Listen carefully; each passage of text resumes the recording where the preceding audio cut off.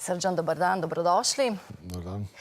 Zakaj je šport pomemben za vse, še posebej pa za vključevanje priseljenskih otrok v slovensko družbo? Prvič, velja neko mnenje, da je šport zelo pomemben pri izgradnji teh otrok, da nekako nas naredi boljše. Že od antičnih časov velja to kot neka resnica. To je eno, drugo je pa to, da je to verjetno eno od bolj elegantnih načinov asimilacije. Ker ponavadi imajo ti otroci neki skupni cilj, nimajo veliko predsodkov za sabo. Tako da je v bistvu okolje za ustvarjanje neke asimilacije, trajne asimilacije dobro. Bolj dovzetno. V prispevku smo videli, da mladi soigralci Olimpije zelo pomagajo svojim mladim kolegom, da tako rečem, soigralcem. Zakaj je sprejemanje pomembno? Ja, zdaj lahko gledamo to v bistvu na čisto individualni ravni ali pa neki globalni. Individualni, če se učiš pravzaprav veščin v nekem drugačnem okolju, za obe strani je to pomembno, se pravi. Ne gre samo za te, ki prihajajo, ampak tudi te, ki so tukaj. Drugič pa preko slej vsi vrhunski športniki imajo idejo, da bojo šli nekam drugam, da bojo v nekem drugem globalnem okolju, nekem okolju, ki pač presega to okolje. Tako da je to izredno dobra vaja. Ne vem, če se tega zavedam, ampak to je dejstvo. No, tudi sami ste iz tujine pripeljali vsaj dve zelo uspešni atletini, športnici, Brito Bilač, Marlin Oti. Nastopali sta pod slovensko zastavo. Ali ste se kdaj soočali z očitki, zakaj tujki, zakaj ne domači športnici? Kako ste se borili proti tem stereotipom ali pa očitkom?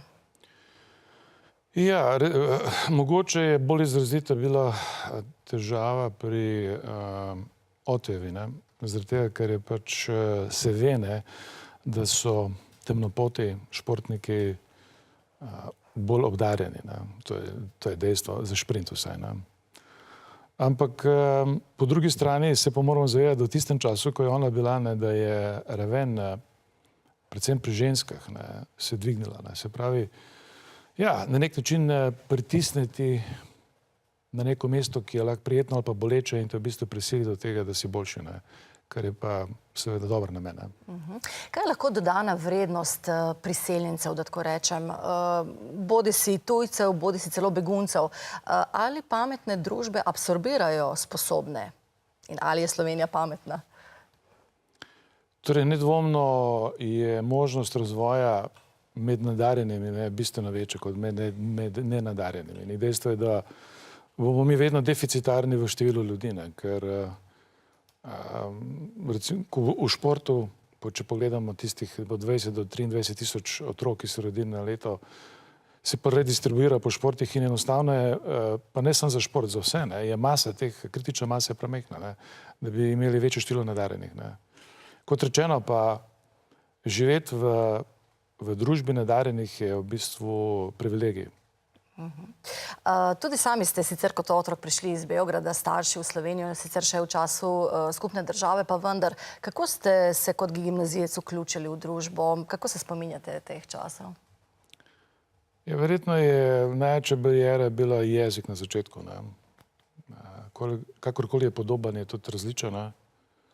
In če želiš sebe izraziti, nekako moraš obvladati jezik, skratka, nek hendikep je bil, nedvomno. In je trajal kar nekaj časa, preden sem lahko suvereno začel uporabljati jezik.